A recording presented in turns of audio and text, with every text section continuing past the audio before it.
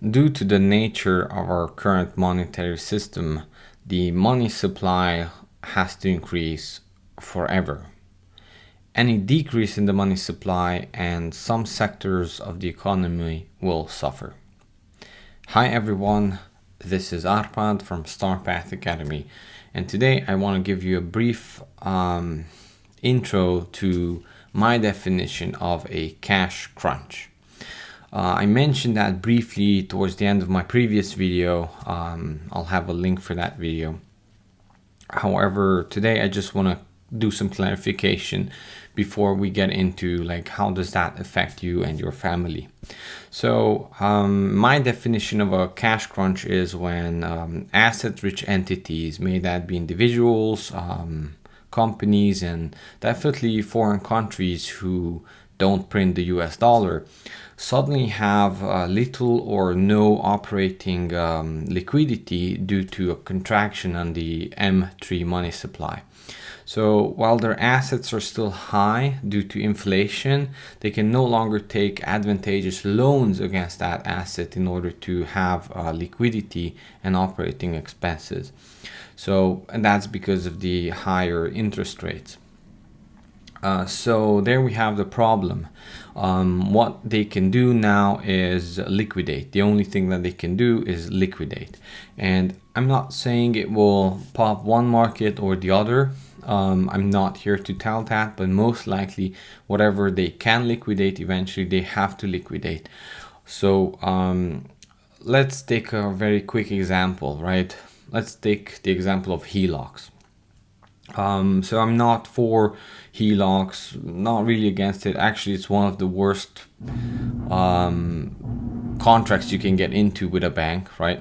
In my opinion. However, some people have used it advantageously for short-term loans, right? So I'm not like saying anything about it, but in this case, in this example, if someone is asset rich, right, in the case of he owns a lot of real estate, he used to be able to take a HELOC even with a fixed rate if you can, right, and that used to provide operating expenses or renewal expenses or purchasing for new properties and that sort of stuff. So now that door is kind of closing, and since HELOC is a variable rate usually,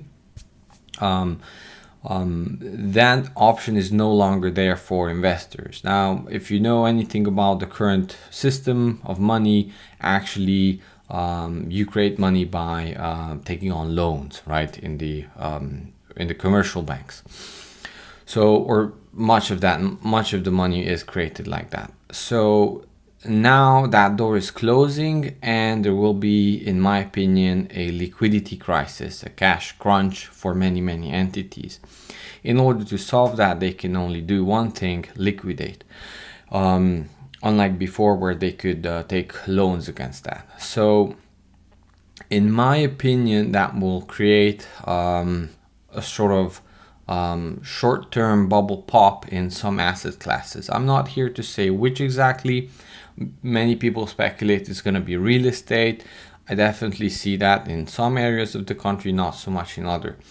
What I want to say that even during the Weimar times, right, the Weimar, if you take a look at the Weimar gold chart, how the hyperinflation happened in the price of gold, and so with anything else, but that's a very good clear chart.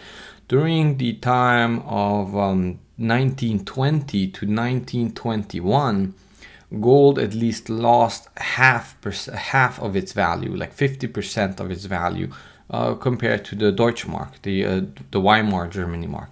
So I want to say that during these periods there will be these sudden crashes, because the market is still finding its price for things, right? So that is one thing, a good example of a cash crunch happening there.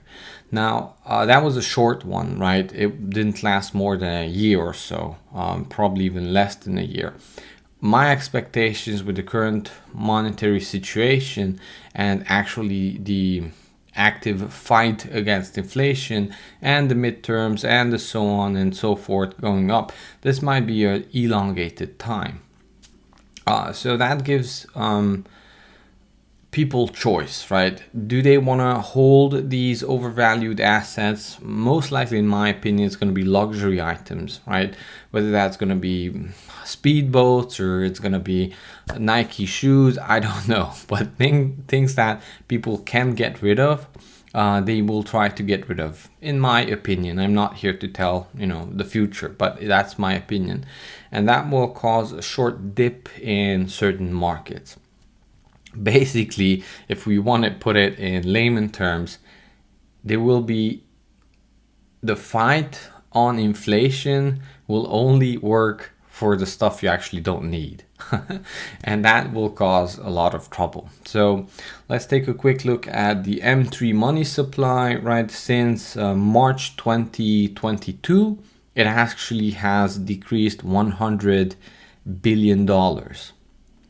Now, the last time that happened was never. So I'm not saying what's going to happen. I'm saying something will happen, right? And how will that affect you and your family? Let's in the next video, I can tell more about like some tricks or some changes in behavior that you might want to take on if you find them useful. For now, I just wanted to give an explanation of a cash crunch and what could be happening, even though the long-term outlook because of the monetary system is still the same. Things will happen now and start happening very fast. One thing that I want to add here is that due to this, my guess is due to this, of course, but maybe on a total parallel world, most of your attention will need to be focused on something else. And the media, in my opinion, will focus on whether that's going to be Roe versus Wade, whether that's going to be Ukraine. Something very strong will need to take your attention from what's going on in your life into somewhere where you have no control in order for this to slip by you, and then only the outcome and the end result will be explained later on within a year, 2 years, what could have happened, just like we had it before. Okay, so let's take a quick look at some charts. So this is the ever expanding M3 money supply. And okay, so to give the Wikipedia or whatever Investopedia definition, M3 is a collection of the money supply that includes M2 money as well as large time deposits, institutional money market funds, short-term repurchase agreements, and larger liquid funds. So M3 is actually associated with larger financial institutions and corporations that it's more for larger institutions and not really small businesses, but you bet it will trickle down if it continues. So actually, M3 did increase, but not by percentage wise. It's not really printed money. It's all the stored up money.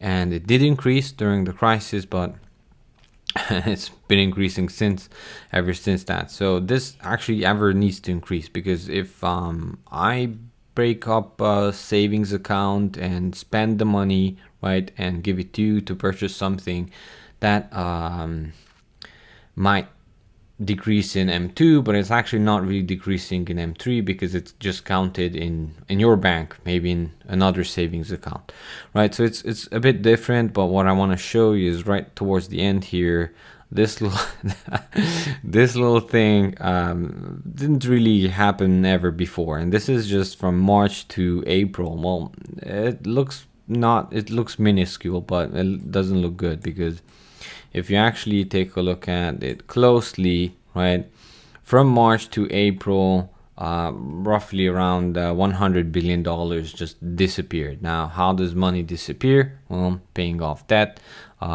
is one way, right? Money is debt. If debt disappears, then money disappears.